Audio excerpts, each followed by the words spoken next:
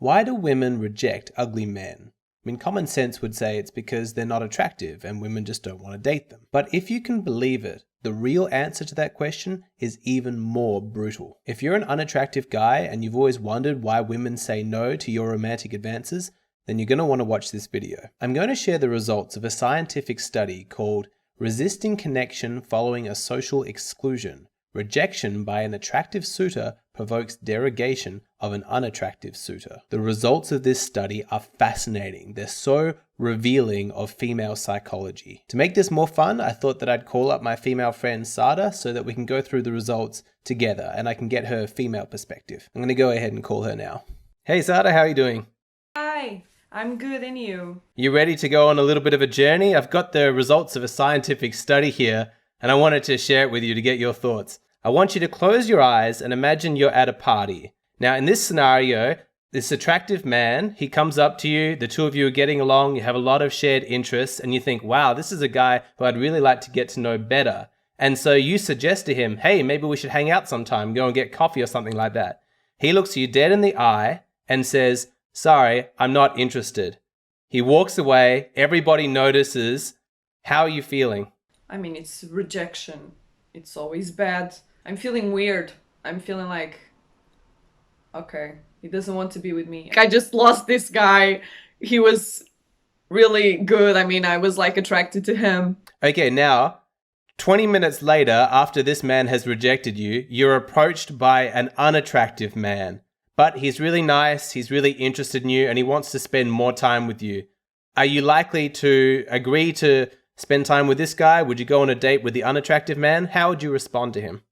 I would say yes, because the personality makes him attractive. All right, thank you. Can you please open your eyes? What would be your guess? You just ran through the scenario in your mind, but if a woman was just approached by an attractive man and the attractive man rejected her, do you think that that would make her more or less likely to accept the advances of the unattractive man who comes afterwards? I think because of the rejection, it will make it more likely she would accept to go on a date with an attractive guy, in my opinion. I think that would happen. That makes sense to me, almost like she's not able to get her first choice and so she might settle for the other choice, something like that, right? I think that. I agree with you. Okay, so it would probably surprise you then to find out that the results were the exact opposite of that. They actually found that when a woman has been rejected by an attractive man, she was way more likely to reject the unattractive man.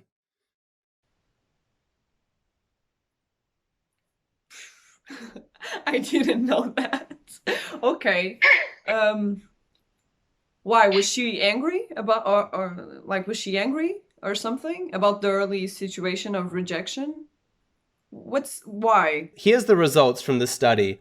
When the attractive man was accepting the woman and then she was then approached by the unattractive man, 80% of the time, the women accepted the advances of the unattractive man. So she's feeling good and she's like, oh yeah, okay, this is fine as well. I'll also go with the unattractive man. But when she was rejected by the attractive man, the unattractive man was only accepted 24% of the time. So it was a massive decrease from 80% right down to 24%. And the only difference was whether or not they had been accepted or rejected by the attractive guy. It's so weird. Like, I don't know why. I can't understand why. They then repeated the study and they ran the exact same scenario and they found the exact same thing. It went from 76% down to 23%. And so there's this pattern, this established pattern that when women have been rejected by attractive men, it makes them way more likely to reject the ugly man who comes afterwards. Okay, this is very interesting. Why do you think this is? What could possibly be the reason? Okay, let's go. I don't know, this must be some biological like thing or something. I don't know.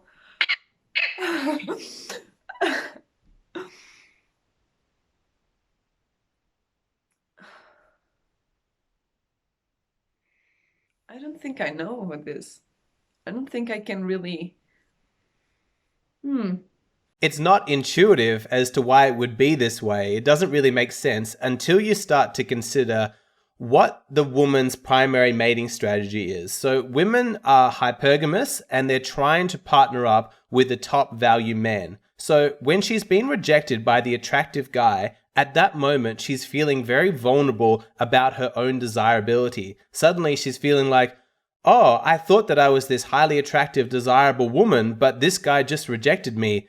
Maybe I'm not that way. Maybe everybody who's watching this is thinking, oh, I guess she's not so attractive or desirable after all. So she's feeling very, very vulnerable. And she has this strong desire to assert herself as a desirable woman again. She wants to publicize to everybody, I may have just been rejected, but I'm still a top value woman. I'm still high quality. I'm still highly desirable. And so when the ugly man then approaches her, she's not thinking, oh, it's time for me to settle. She's thinking, this is a good opportunity for me to signal to the high value man and to everybody watching that I am not of this low value. I'm not an unattractive woman. I'm going to strongly reject this man, maybe even be harsh and cruel to him as a way of demonstrating how out of his league that I am. And so you begin to realize here that she's not actually even rejecting the ugly man for his sake. It's not that she's not interested in him. He's just a pawn in the game so that she can use him to publicize and advertise to everybody else, hey, I'm a high value woman. This is how strongly I reject any low value guys. Isn't that fascinating? Yeah, I had no idea about that. Like, that's, whoa. So like the ugly man, like, it's not his fault. Have you ever seen like women in your social circle or in high school or anything like that be really like cruel to a man when he asks her out? I mean, I've seen this a lot of times.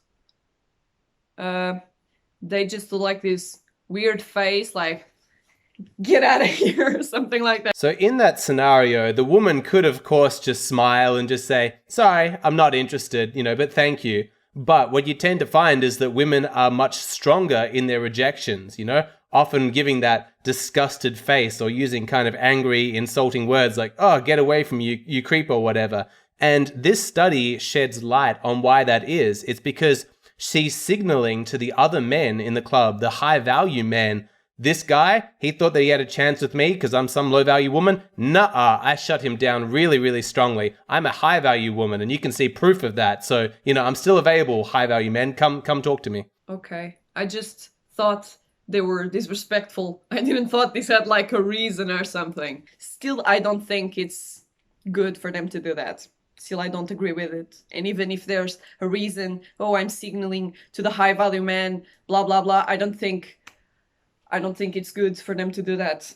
I don't think a high value woman should handle an attractive man approaching her like this. She's not a high value woman if she handles the rejection like this. A low quality woman is insecure about her desirability. She's insecure as to whether or not men find her attractive. And so she's more likely to engage in this kind of behavior because she's almost more desperate and more in need to signal her quality to the high value men. A genuinely high quality woman who knows that she's desirable, who knows that she's highly attractive to men, she doesn't need to engage in that kind of cruelty because her self-esteem and her desirability isn't likely to be questioned. So she can afford to be more compassionate, more kind, more respectful, grant these men their dignity. She doesn't need to revert to the low-quality woman behavior of being cruel and critical of the men who approach her. I agree with everything you said. If somebody does that to someone else, it obviously means that they're insecure, that they have low self-esteem. Nobody treats a person like that, come on, if they don't have problems or something. Now what's interesting is in the study, they also reversed it. So they tried to find out what would happen if a woman was accepted or rejected by an ugly man and then was approached by an attractive man. And they thought, well, maybe the woman was just put in a bad mood by the rejection and she's going to be equally, distant and cruel to the attractive man who approaches afterwards. But they actually find that that didn't occur at all. So in the first study, it went from 84% only down to 68%. So there was a reduction, but not much of a reduction compared to the first study. In the second study, it just went from 76% to 74%, which is basically nothing, which kind of shows that the women were able to shrug off what had happened with the ugly man and really give it no thought. It didn't change their mindset at all. Once the attractive man was in front of her, all of her focus was on that guy. Okay. I guess the looks really have like a power in the whole thing. We should always like be kind to people. Why the hell just being cruel? Like, what's the point? It's really just about saying, being honest, and not with like in a bad way. Just be honest, but be kind. It's not like so difficult.